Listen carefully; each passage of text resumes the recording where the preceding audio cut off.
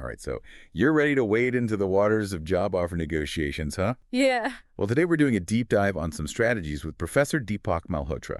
He's a seriously sharp guy over at Harvard Business School, and he has got some seriously smart advice on landing a job offer that isn't just good, but like amazing. Yeah, and you know what I like about Malhotra is how he explains it all in a way that, just clicks. Like he's got this equation for getting what you want, likability plus justification plus their ability to give. Okay, I see where you're going with this. But Yeah. honestly, sometimes just proving you're even qualified for the job can feel like a full-time job in itself. Oh, totally. And that's exactly why you can't forget about that likability part of the equation. Like Yeah. it's not enough to just show up and rattle off every single one of your accomplishments.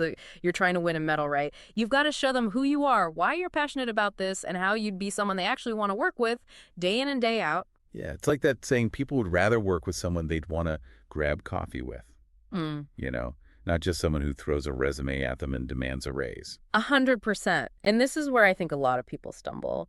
Malhotra really drives home this point that a lot of the heavy lifting happens before you even get to the negotiation. So it's not just about being ready to bargain. It's about all the groundwork you lay beforehand. Mm-hmm. So what does that look like practically? Research, my friend, research. We're lucky enough to be living in a time where information is everywhere. So before you even think about negotiating salary or anything like that, do your homework. Dig deep into the company on LinkedIn, see who's connected to who. Maybe even reach out to a few people who currently work there or used to work there and get their take on things. So you're talking about getting a feel for the company culture. Like, are they super strict on salary, or are they more open to negotiating perks and stuff like that? Exactly. And don't even get me started on informational interviews. Those can be gold mines. You can get a sense of the hiring manager's style. Are they really data-driven? Do they care more about team fit than anything else? Knowing this stuff can give you a serious leg up when you're actually sitting at the table. It's like in a game when you can sort of anticipate your opponent's next move because you've done your research. Now you're getting it.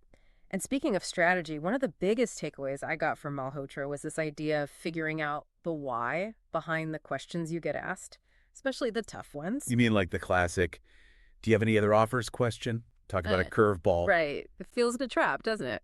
But here's the thing. 9 times out of 10, they're not actually trying to back you into a corner. They're really just trying to figure out what your market value is and how serious you are about their offer. That makes a lot of sense when you think about it from their perspective. They need that information to make an informed decision too. So how do you answer that gracefully without feeling like you have to overshare or give away your leverage? Okay, so this is where it gets really good. Malhotra calls this negotiation judo, using their moves to your advantage. Ooh, I like that. Negotiation judo. Okay, Wait. tell me more. So instead of panicking and feeling like you have to spill all the beans about other offers or salary expectations, just take a breath and think about what they're really asking. Are they worried about losing you to a competitor? Do they have a really tight deadline to fill the position? Or are they genuinely curious about your career aspirations? So it's about listening carefully, reading between the lines, and understanding their motivations before you react. Like instead of immediately trying to block their move, you pause for a second and think, how can I use this to my advantage? Exactly. And sometimes the best move is actually no move at all. Wait, really? You mean like say nothing? Well, not silent exactly, but think about it this way. Let's say they come back with an ultimatum, something like a non-negotiable salary or a start date that's set in stone. Your gut instinct might be to come back swinging, right? Oh, for sure. Yeah. Especially if you feel like they're trying to lowball you. It feels like a challenge. Totally. But Malhotra has this totally counterintuitive approach that I think is kind of genius. He says just ignore the ultimatum. Ignore it. Really? That's wild. Why would you do that? Well, because if you fire back right away, you're kind of forcing them to either dig in their heels or back down and look weak. And that just creates all this unnecessary tension. I see. It's like letting the air out of a balloon slowly. Yeah. If you just leave it alone, it'll deflate on its own. But if you keep poking at it. Exactly. By not directly engaging with their ultimatum, you're giving them space to adjust their stance later on without feeling like they lost face. And nobody wants to feel stuck in a corner, especially in a professional setting. That makes sense. So it's about taking that step back, not getting caught up in the heat of the moment, and then figuring out how you want to play it. Exactly. And remember, this is key. Negotiation is rarely ever a one-and-done thing. It's an ongoing conversation. Things can evolve and shift throughout the process. What might have seemed like a deal breaker at the beginning could become less important as you learn more about the role or the company. It's all about staying flexible, right? Which reminds me of another point Malhotra made that really resonated with me. It's not always just about the salary. Oh, absolutely not. He's all about thinking beyond the paycheck and looking at the whole picture, all those other currencies that can make a huge difference in your overall job satisfaction. So besides trying to squeeze out a slightly higher starting salary, Yeah. what are some other things people should be thinking about? Oh, man. Where do I even start? You've got signing bonuses, equity options, especially those with a faster vesting schedule, professional development stipend, maybe even the flexibility to work remotely a couple days a week. Yeah, that work-life balance can be huge for people. Right. And a lot of times these perks are actually easier for companies to agree to than a straight up salary increase, especially if they're trying to stick to a tight budget. So it's about getting a little creative and figuring out what's actually valuable to you, which might not even be something that directly translates to money.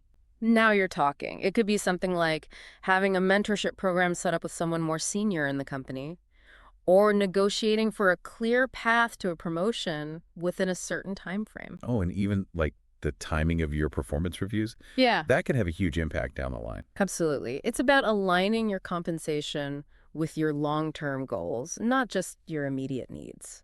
And this actually brings me to what I think is probably Malhotra's most important point. You have to choose the right job, because at the end of the day, that matters more than any single negotiation. That's so true. It's easy to get caught up in the excitement of an offer, but you're right, if the job itself isn't a good fit, no amount of negotiation is going to change